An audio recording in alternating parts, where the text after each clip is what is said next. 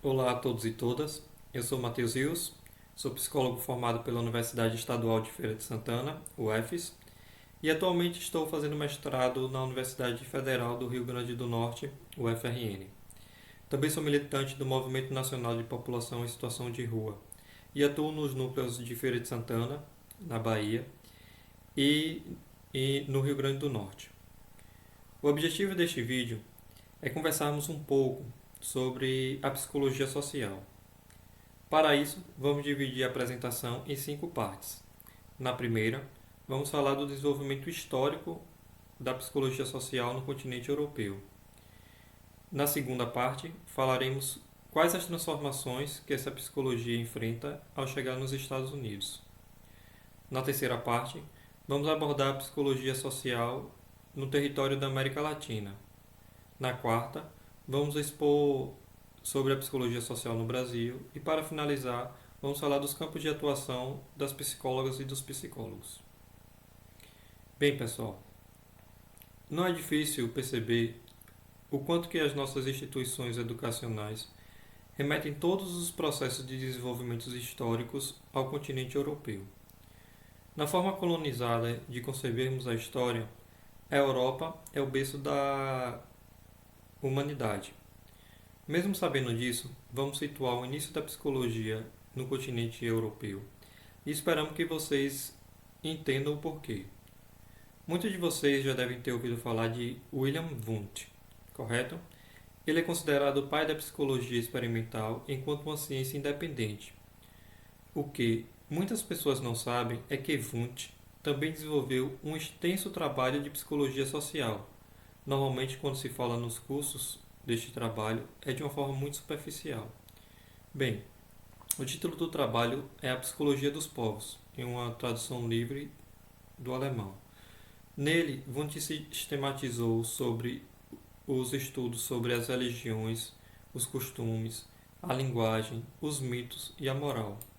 Para Wundt, o ser humano era tão complexo que seria muito limitado entendê-lo somente a partir dos experimentos em um ambiente com variáveis tão controladas como é o laboratório.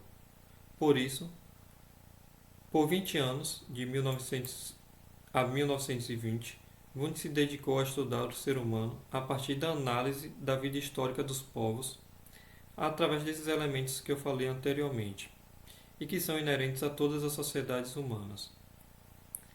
Bem, essa é a primeira parte. Naquela época, vários estudantes dos Estados Unidos foram estudar psicologia experimental e psicologia social com Wundt na Alemanha. Só que ao retornarem para os Estados Unidos, os discípulos de Wundt abandonam a proposta de psicologia social histórica e desenvolvem uma psicologia social mais cognitivista e experimental. Esses experimentos buscavam entender como o indivíduo pode se adequar à ordem social estabelecida, ou seja, como manter o status quo da sociedade. Alguns exemplos de experimentos neste sentido é o da prisão de Stanford e a obediência às autoridades de Stanley Milgram. É só dar uma pesquisada no YouTube ou no Google que vocês encontram. Trazendo essa discussão para a América Latina, mais especificamente para um país chamado El Salvador, foi lá que um padre jesuíta chamado Ignacio Martín Baró começou a desenvolver uma psicologia voltada para a transformação social.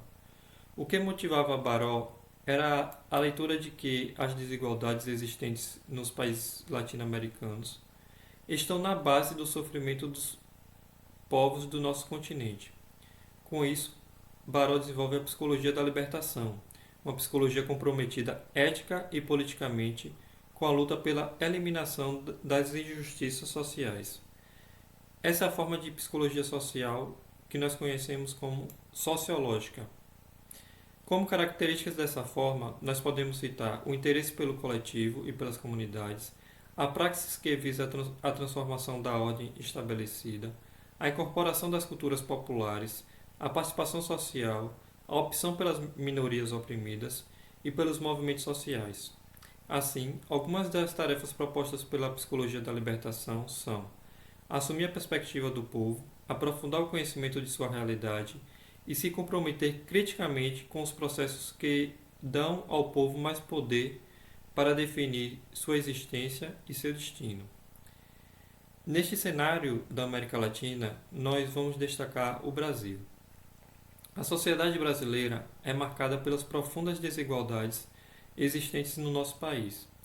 Nesta toada, gostaríamos de destacar que, vinculada a essa perspectiva mais sociológica, uma das primeiras sistematizações nacionais no nosso país foi o livro intitulado A Psicologia Social, O Homem em Movimento, escrito por Silva Lane e Vanderlei Couto. Neste livro, Silva Lane demonstra como é importante estudar a linguagem para compreender a consciência, a atividade, a identidade e a afetividade dos seres humanos. Em termos de entidades e organizações da psicologia social, em 1980 surge a Associação Brasileira de Psicologia Social, a ABRAPSO.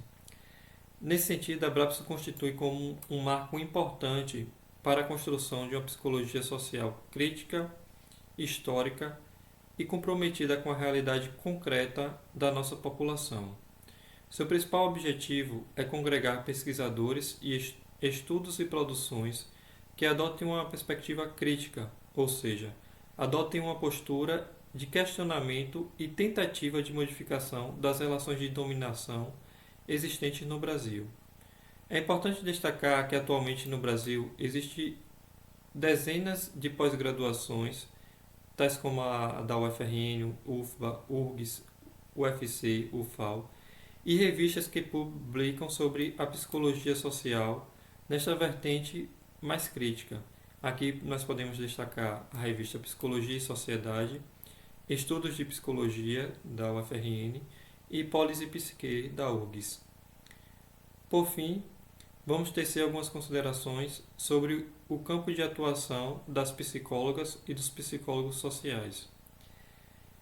A inserção dos psicólogos e das psicólogas se dá através da atuação em comunidades periféricas, ribeirinhas, indígenas e quilombolas, por exemplo.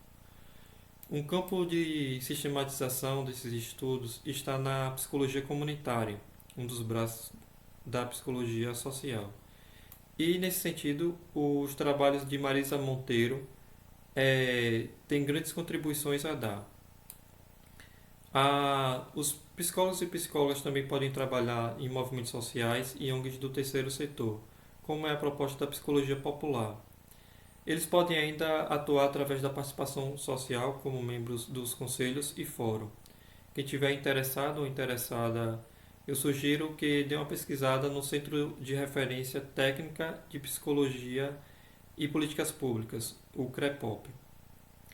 Bem, pessoal, espero que tenham aprendido um pouco sobre o desenvolvimento histórico da psicologia social, as suas duas formas, a psicológica, desenvolvida nos Estados Unidos pelos discípulos de Wundt, e a sociológica, principalmente com Ignacio Martim Baró, a psicologia comunitária, bem como algumas referências desse campo do saber. Como vocês puderam perceber, a psicologia é um vasto campo de conhecimento e práticas. O nosso horizonte de atuação é o combate contra as opressões de gênero, o racismo, o machismo, as discriminações sociais e econômicas. Se o horizonte que está